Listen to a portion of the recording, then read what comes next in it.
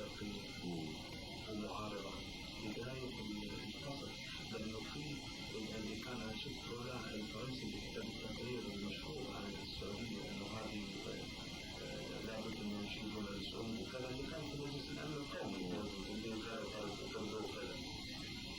هذا الشخص يقول لازم فصل هذه، لو خلي المتدينون ما عندهم ديانة، لو خلي عندهم وضعية الفلسفة.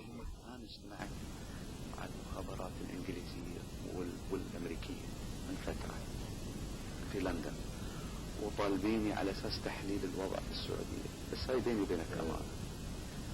حللت لهم الوضع أنه الوضع صعب وفي حكومة هرمة ومشتركة اللي تحت يديروا الأمور، يعني ممكن يكونوا هرمة بس يخلون حد يشتغل في البلد. قلت لهم يعني واحد اللي ما يقدر يشتغل 8 ساعات في اليوم 10 ساعات يترك الغير يشتغل وهو يشرف على الأمور. هم لا تاركين الشباب يشتغلون ولا شيء. الأمل في الصف الأول حتى في الجيش مفقود، الأمل لازم في الصف الثاني.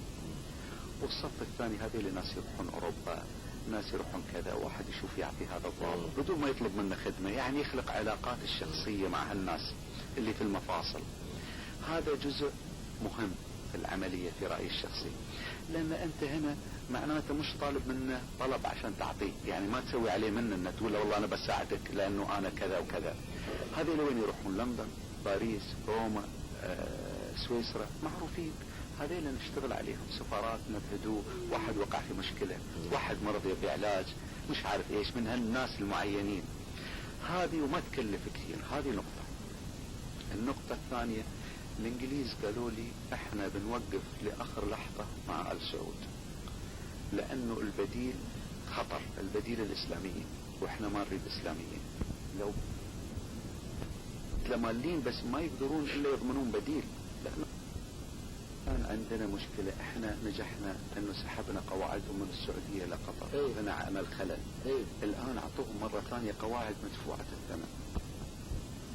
المشكلة كنا يعني احنا شوي شوي كسرنا احتكارهم في الخليج. يعني انت شفت كم رئيس دولة حضر لدمشق، هذه قبل ما كانت تحصل. الان عمان حضرت. عمان دائما يحضر الرجل الثاني اللي هو السيد فهد حضر، وثلاث دول اخرى احنا والكويت والامارات حضروا. هذا ضربة للسعودية كبيرة. احنا في الجامعة ما عندهم السيطرة في الجامعة. احنا مع الامريكان شغالين في هذا الموضوع. طبعا عندنا خلاف على موضوع نجحوا فيه السعوديين، موضوع الجزيرة مع الامريكان. عندنا خلاف في هذا الموضوع مع الامريكان، هم زعلانين على موضوع الجزيرة الامريكان. هذه مشكلة، لكن احنا عندنا اتصالات كثيرة ويسألوننا وياخذون رأينا في اشياء كثيرة. لكن المشكلة ان ما حوالينا عرب كثار ويانا حتى يقولون والله هاي الجماعة عندهم مجموعة. يعني الحين خطنا من مثل احنا وانتم كم دولة ثانية معنا في الخط. ما ننسى انهم عملوا انقلاب علينا يوم من الايام، هذا لا يمكن ننساه. لكن وانا عارف ان اكثر واحد يكرهونه انا طبعا، لكن اول شيء احنا اخذنا حقنا بالكامل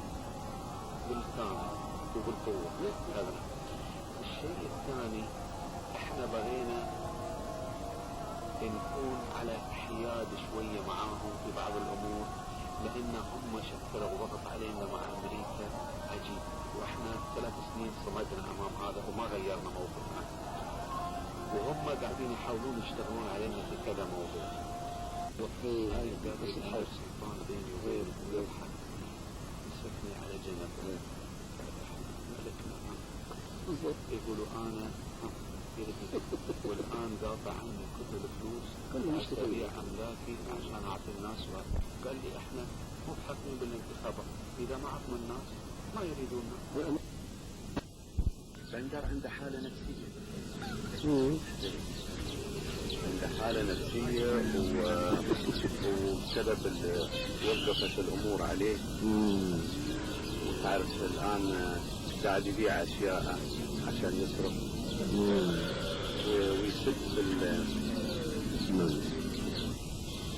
انا اعتقد هم الان حاسين بالفجوة اللي وقعوا فيها والمشكلة، لانه الفترة اللي فاتت حمل الشوق وما عملوا شيء ومشى.